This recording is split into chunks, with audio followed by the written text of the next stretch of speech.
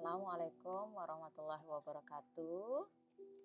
Hari ini kita akan belajar bersama tentang pengantar penelitian kualitatif bersama saya, Najma. Akan banyak istilah-istilah yang perlu diketahui. Untuk memahami istilah-istilah ini, kita tidak bisa belajar hanya satu kali pertemuan. Tapi diperlukan ketangguhan dari masing-masing kita untuk membaca beberapa sumber kualitatif dan membaca contoh-contoh penelitian sebelumnya terkait kualitatif.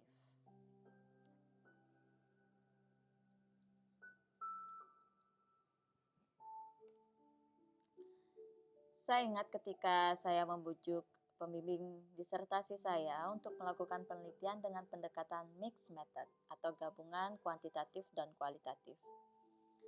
Satu supervisorku bilang bisa, tapi supervisorku lainnya bilang, kita hanya punya 4 tahun Najmah, PhD itu singkat. Pilih salah satu dan pilih kualitatif. Sejujurnya pada awal S3 saya sedikit kecewa karena saya tidak menggunakan skills dan pengetahuan saya terkait epidemiologi dan biostatistika yang membesarkan nama saya satu dekade terakhir. Tetapi saya mulai berefleksi manfaat perjalanan saya dengan pendekatan kualitatif di bawah bimbingan keduanya yang intensif. Saya pun menjadi pembelajar yang saling bertanya pada siapa saja yang mengetahui pendekatan ini. Saya belajar pentingnya ownership dari proses penelitian antara saya dan partisipan saya. Awalnya sangat menantang, tetapi proses ini membuka mata saya sebagai peneliti kualitatif pemula yang terbiasa meneliti pada paradigma positivism atau kuantitatif.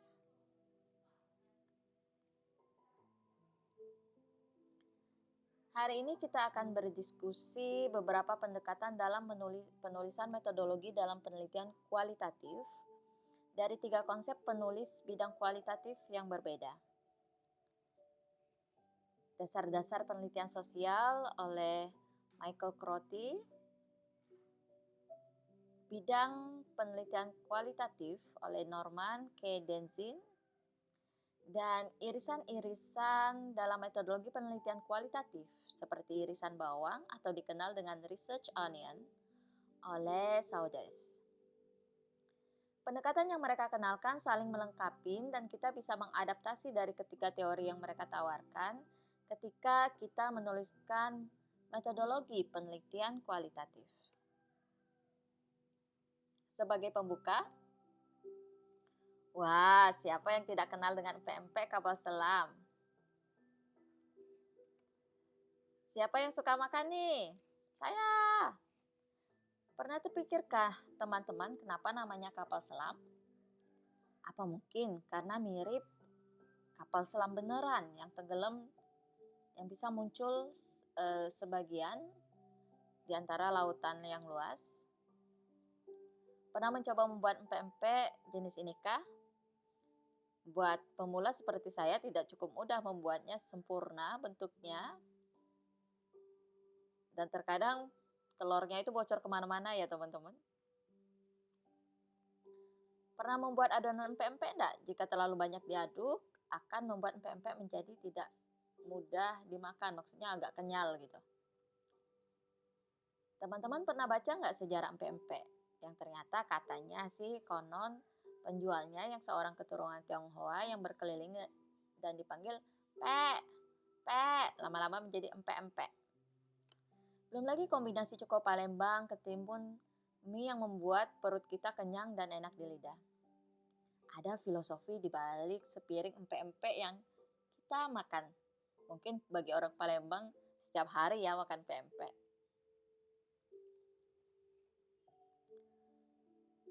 Ini adalah pengantar dalam memahami filosofi dalam penelitian kualitatif. Hal yang ditekankan dalam penelitian kualitatif adalah setiap pendekatan yang digunakan setiap peneliti itu unik. Kita bisa merancang metodologi kita sendiri yang akan membimbing kita menjawab tujuan-tujuan penelitian kita. Lalu dilengkapi dengan metode-metode pengumpulan data untuk mencapai tujuan itu pastinya. Dan setiap elemen penelitian yang akan menjadi unik dan menuntut metodologi yang berbeda dari peneliti lainnya. Karena kita sebagai peneliti yang mengembangkan penelitian kita itu dan menjadi keunikan sendiri. Ini loh penelitian saya. Sebelum kita belajar bersama tentang pendekatan kualitatif, kita akan mengingat kembali apa sih bedanya kuantitatif dan kualitatif. Mari kita selamin bersama-sama dan mengingat kembali. Coba teman-teman perhatikan perbedaan ini dan silakan dibaca sesaat.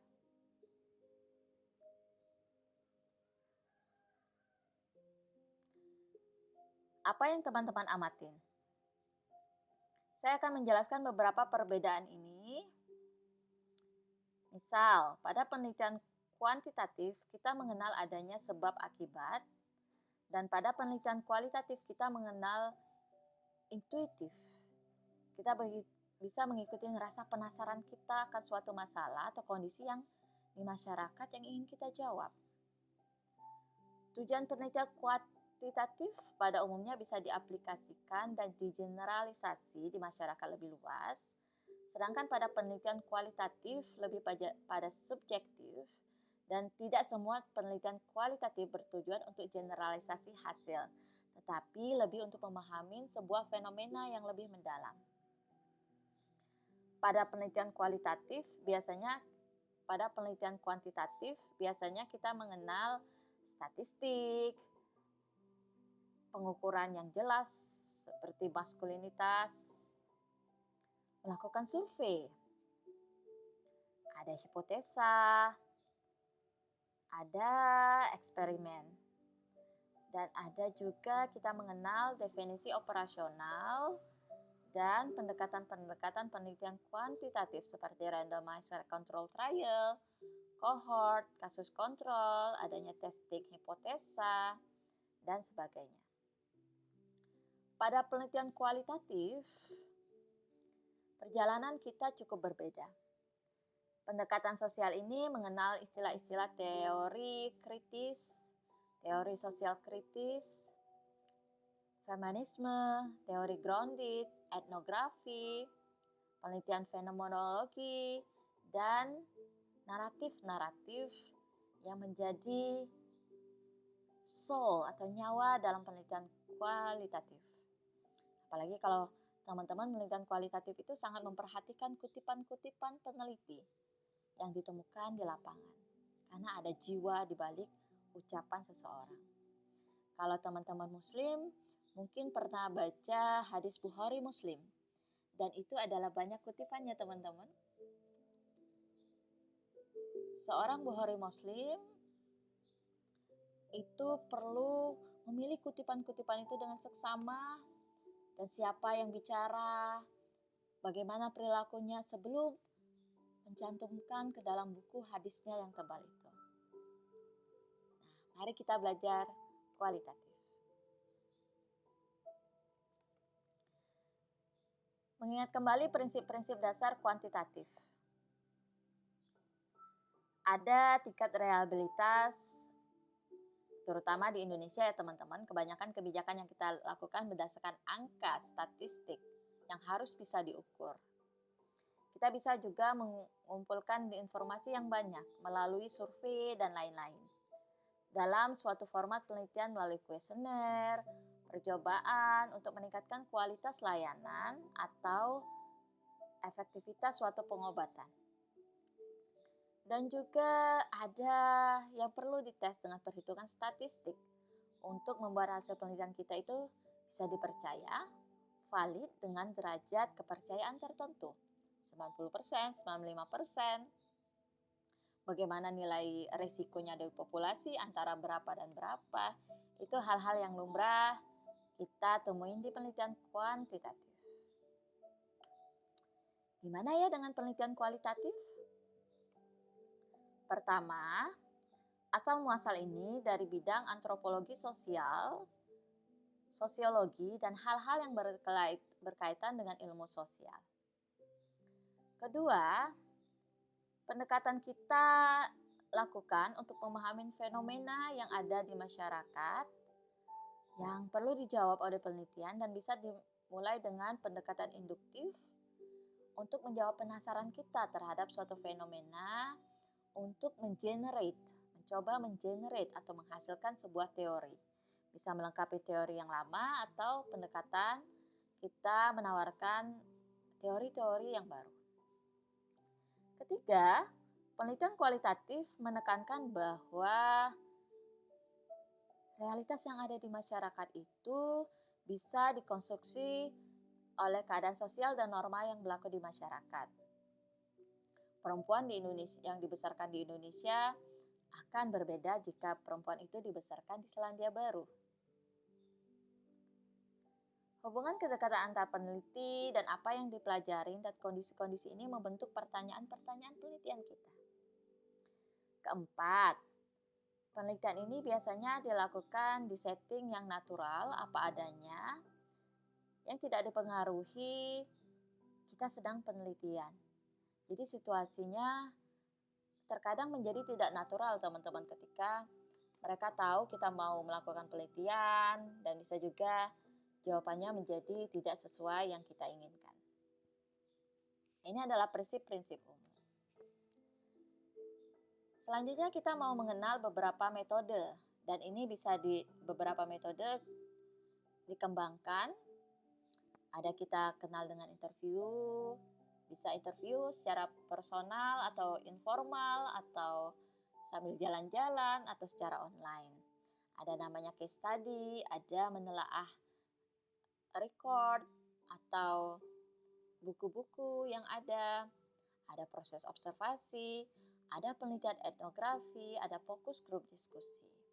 Dan juga teman-teman bisa melakukan metode visual, mengumpulkan gambar-gambar yang dilakukan dengan partisipan teman-teman. Ini adalah penjelasan satu persatu dari pendekatan beberapa contoh metode yang bisa dilakukan di masyarakat. Silakan dibaca satu persatu. Misal nih, aku pengen melakukan pendekatan etnografi. Biasanya penelitian yang kita gunakan seperti yang kita lakukan untuk memahami persepsi COVID-19 di masyarakat dan di keluarga, saya terdiri dari 4 peneliti yang ada 1 guru, ada 1 ibu rumah tangga, 1 seperti saya, seorang dosen dan juga ibu rumah tangga, ada juga mahasiswa, dan kita melakukan wawancara di kehidupan kita sehari-hari dengan orang yang kita kenal. Atau teman-teman ingin melakukan case study research. Jadi teman-teman mengambil 3 kasus khusus dan teman-teman menggambarkannya secara dalam seperti yang saya lakukan dengan supervisor saya. Kita memilih 3 kasus tenaga kesehatan yang meninggal karena COVID-19 dan kita menganalisa informasi-informasi yang kita temuin di surat kabar online untuk memahami kenapa tenaga kesehatan itu rentan tertular COVID-19 dan kenapa mereka sangat mudah meninggal dunia. Dan metode-metode lainnya bisa teman-teman lakukan grup diskusi atau interview dengan partisipan teman-teman. Di COVID kayak gini bisa dilakukan secara online ya teman-teman. Nah, aku mau mulai nih mengenalkan beberapa pendekatan metodologi kualitatif dengan beberapa ahli yang berbeda. Dan ini bisa kita kombinasikan ya teman-teman. Pertama kita mau mengenal yang dikenalkan oleh Michael Crotty tahun 98 tentang fondasi dari social research. Dia mengenalkan 4 istilah ketika kita mau nulis metodologi penelitian dalam kualitatif, yaitu ada istilah epistemologi, theoretical perspective, metodologi, dan method. Apa itu? Nanti kita akan jelaskan satu persatu. Ini adalah contoh-contoh aplikasi yang bisa kita lakukan. Dan teman-teman, istilah-istilah ini kita akan pahamin satu persatu ketika kita mengaplikasikan penelitian kita. Seperti saya sebagai pemula penelitian kualitatif, saya mengenal apa itu konstruktivism, lalu saya melakukan pendekatan feminisme untuk teori saya, dan lalu saya melakukan pendekatan action research untuk metodologi saya. Dan untuk metodenya saya mengkombinasi fokus grup diskusi, interview, ada naratif, ada visual. Jadi kombinasi ini akan tergantung kepada kita seorang peneliti. Kita mau cookingnya pakai apa, dan biasanya ini akan saling terkait satu sama lain. Nah, menurut Denzin, dia mengenalkan ada beberapa 4 elemen utama dari sisi peneliti, dari paradigma teori, dari strategi penelitian dan metode-metode yang dilakukan untuk memahami suatu fenomena. Apa itu? Denzin mengenalkan bahwa peneliti itu sebagai subjek yang multicultural. Seperti saya, seorang peneliti yang tinggal di Palembang, lahir hidup di Palembang, akan mempunyai sisi insider atau sisi diri saya sendiri, suara saya sendiri ketika saya meneliti ke ibu-ibu positif HIV dibandingkan lelaki, misalnya peneliti tentang ibu positif HIV atau peneliti dari luar negeri seperti Selandia Baru atau Australia yang meneliti tentang ibu positif HIV. Kita punya dimensi sendiri dan interpretasi berdasarkan apa yang kita besarkan dengan nilai-nilai yang ada. Ada teori paradigma seperti yang dikenalkan oleh Crotty tadi, yang mana kita pilih. Nanti teman-teman bisa Google satu-satu dengan istilah-istilah yang berbeda ini. Terus strateginya apa untuk menjawab penasaran kita? Mau etnografi, mau observasi, mau pakai grounded teori, atau action atau penelitian klinis. Lalu kita metode aplikasinya apa? Etnografi, autoetnografi, teman-teman melakukan penelitian tentang diri sendiri, apa yang dirasakan dengan topik-topik tertentu seperti teman saya yang lakukan menjadi Muslim di Indonesia itu bagaimana oleh peneliti Nelly Martin. Nah, beberapa istilah akan kita kenalkan teman-teman. Yang pertama yaitu paradigma atau teori. Ini adalah suatu kumpulan apa yang kita percayai yang akan meng-guide kita, akan membimbing kita dalam penelitian kualitatif. Ada istilah-istilah yang akan kita gunakan dan ini akan mewakili perasaan kita, apa yang kita percayai untuk memahami rasa penasaran kita akan suatu topik. Ada istilah ontologi teman-teman, bagaimana kita melihat dunia. Apa yang terjadi di realitas di masyarakat dan kenapa ini terjadi dan bagaimana ini terjadi. Itu ada pertanyaan-pertanyaan filosofi yang kita temui. Lalu ada istilah epistemologi. Setelah penasaran tadi, gimana sih saya menginvestigasi rasa penasaran kita terhadap satu topik terkait yang kita ingin teliti. Jadi ada teori-teori yang akan membimbing kita untuk memahami fenomena itu. Jadi bagaimana sih kita mengetahui dunia ini? Apa hubungannya antara peneliti dan apa yang sudah diketahui? Cukup filosofi ya teman-teman. Lalu kalau Crotty dia ada tambahan theoretical perspective. Jadi filosofi mana yang akan menginformasikan metodologi kita, yang akan saling berkaitan dengan cara-cara yang akan kita lakukan dan ini akan saling berkaitan. Lanjut ke metodologi. Jadi bagaimana sih cara terbaik untuk mengumpulkan data-data kita dari epistemologi, ontologi, teori di balik penelitian kita tadi untuk menjawab suatu penasaran kita. Di sini teman-teman akan menentukan metodologi yang teman-teman gunakan, strateginya gimana, desainnya gimana, aksinya gimana. dan bagaimana kita akan mengaplikasikan nanti dengan kita bilang metodenya apa. Mau fokus grup diskusi, interview, mau visual. Jadi teman-teman jangan bayangin penelitian kualitatif tuh taunya interview, fokus grup diskusi. Tapi akan selalu ada banyak teori sebelumnya yang akan membimbing kita sebelum kita menentukan metode kita. Nah, yang ketiga, ada dalam melakukan penelitian kualitatif istilah research onion yang dikenalkan oleh Saunders. Jadi ada irisan-irisan bawang, seperti bawang. Apa itu ya? Jadi penelitian kualitatif yang seperti saya katakan tadi bukan hanya interview yang kita ketahui atau fokus grup diskusi. Ada irisan-irisan yang perlu kita ketahui, nanti istilahnya teman-teman bisa cari masing-masing. Filosofinya apa? Strateginya apa?